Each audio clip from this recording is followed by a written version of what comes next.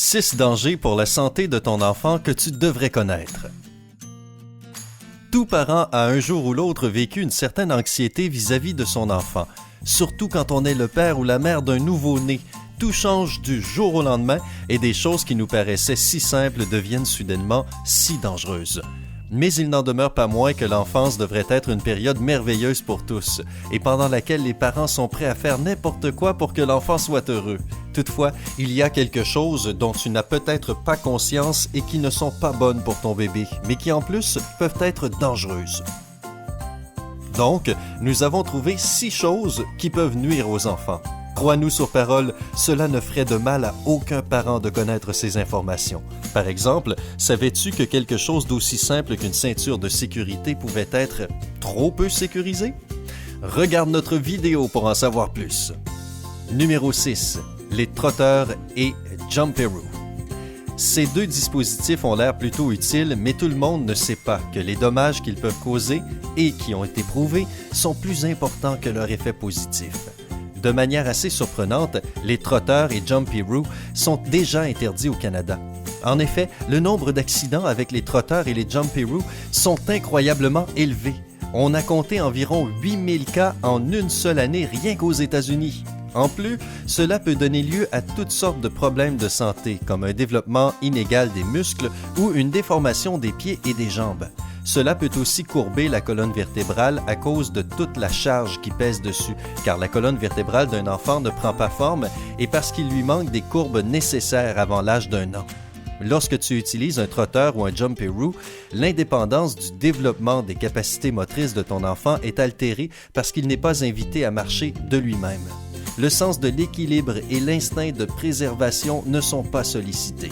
Mais pas de panique, tu peux limiter la casse. Utilise seulement ces dispositifs lorsqu'un adulte peut surveiller ton enfant, pas plus de 15 minutes 2 fois par jour et seulement lorsque ton enfant peut se lever par lui-même.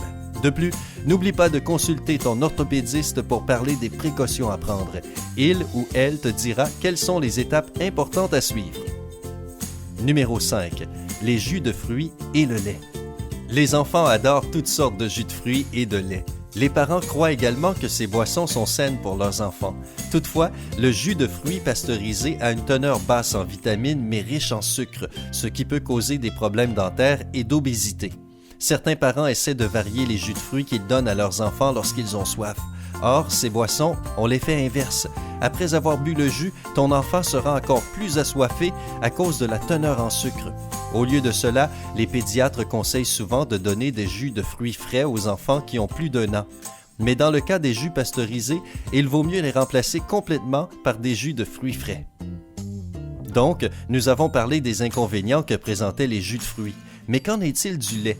Le lait entier de vache est pauvre en fer, mais en même temps trop riche en nutriments, ce qui n'est pas nécessaire pour un bébé.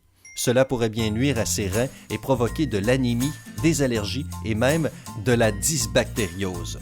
Alors ce n'est pas franchement reluisant, n'est-ce pas? Le lait de vache peut être donné aux enfants ayant plus d'1 an, mais pas plus de 500 ml par jour. Tu peux aussi remplacer le lait par des aliments riches en calcium, comme des produits laitiers, des légumes verts et des fruits. Une autre solution serait de donner à ton enfant des aliments riches en vitamine D, par exemple des œufs ou du foie de bœuf. Cette vitamine aidera le système de ton enfant à avoir des os solides et à les rendre forts, ce qui est très important pour la croissance de ton enfant. Numéro 4. Les jouets lumineux. Bon, inutile de vous dire à quel point les enfants aiment les jouets. Il est presque impossible de passer devant un magasin de jouets sans qu'ils ne supplient qu'on leur en achète de nouveaux et souvent des très chers. Et il n'y a pas de quoi s'étonner car les enfants explorent le monde qui les entoure et se prennent au jeu des comportements sociaux avec leurs jouets. Et voici là où ça peut devenir dangereux. Des couleurs non naturelles, des sons électroniques et bien d'autres détails des jouets peuvent produire un effet nocif sur le développement de la réflexion créative et pourraient même influencer le développement de la personnalité. Malheureusement, les comportements agressifs, les peurs irrationnelles et la dépression de l'adolescent sont des possibilités. Ce que tu peux faire, c'est de choisir des jouets avec des matériaux et des teintes naturelles, en bois ou en tissu, d'autant qu'ils sont bien plus confortables au toucher. Acheter un jeu est aussi une bonne initiative et c'est plus ludique et divertissant. Cela permettra à ton enfant de développer différents atouts, en même temps que cela pourrait entraîner son cerveau et laisser libre cours à sa créativité. Il vaut mieux acheter des jeux d'apprentissage au lieu d'acheter de simples lourds en peluche. Numéro 3. Les vêtements chauds. Sans aucun doute, il est indispensable d'avoir des vêtements chauds dans la garde-robe de ton enfant. Cependant, il existe aussi le revers de la médaille. Les plus jeunes bébés sont les premières cibles des vagues de chaleur et de froid. La chaleur en excès provoque le neuroticisme et pourrait résulter en coups de chaleur.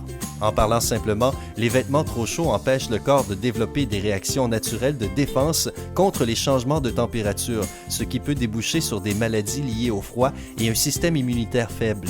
En achetant des vêtements d'hiver à ton enfant, n'oublie pas ceux qui sont faits de matière naturelle et qui laissent la peau respirer. Un bébé se sent plus à l'aise quand son ventre et son torse sont secs et lorsque ses pieds et ses mains sont roses et au chaud. Aujourd'hui, les boutiques regorgent de toutes sortes de vêtements, donc tu pourras toujours trouver celui dont tu as besoin. Numéro 2. Les appareils électroniques et les gadgets. Tout parent a sa propre opinion quand il s'agit d'exposer son enfant aux gadgets et autres appareils électroniques. Certaines personnes laissent leurs enfants les utiliser depuis un très jeune âge, alors que d'autres pensent qu'ils devraient attendre un certain temps. À propos, de quel côté es-tu? Fais-nous savoir ce que tu penses dans les commentaires. Il se trouve que les lumières bleues des écrans LED endommagent la rétine, ce qui peut amener à une dégénération maculaire. Cela peut provoquer des cataractes et même la cécité. Certains parents ne sont peut-être pas au courant de cela, mais quand leur enfant utilise des tablettes et des smartphones, ils sont privés du vrai monde. Les capacités motrices et sensorielles ne sont pas développées et il n'y a pas d'interaction. Tout cela a pour conséquence que le lobe frontal est sous-développé. Or, il est responsable de la parole, de la personnalité, de la communication et de la prise de décision. Il est bien plus sain pour ton enfant de courir dans le parc ou de jouer à des jeux avec ses amis au lieu de passer des heures et des heures sur leur écran.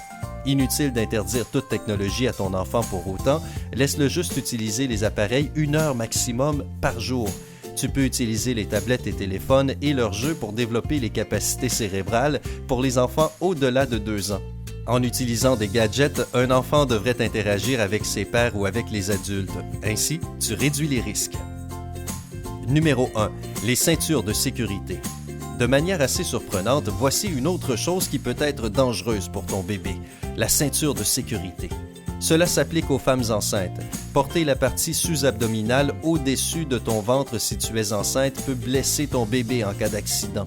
La meilleure chose à faire est de ne pas conduire du tout et dans le cas où tu n'as pas le choix, le volant doit être loin du ventre car cela pourrait s'avérer fatal, même en cas d'accident mineur.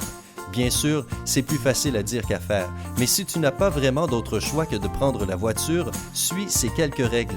En conduisant, place la ceinture aussi bas que possible en dessous de ton abdomen. Essaie de te tenir bien droite quand tu t'assieds, car trop te pencher en avant pourrait nuire au bébé car il ressentirait trop de pression. Une personne avertie en vaut 2, donc sois prudente. Attendre un bébé peut être compliqué et plutôt inquiétant. Donc, essaie d'éviter toute situation dangereuse pour rendre cette merveilleuse période de ta vie bien moins stressante.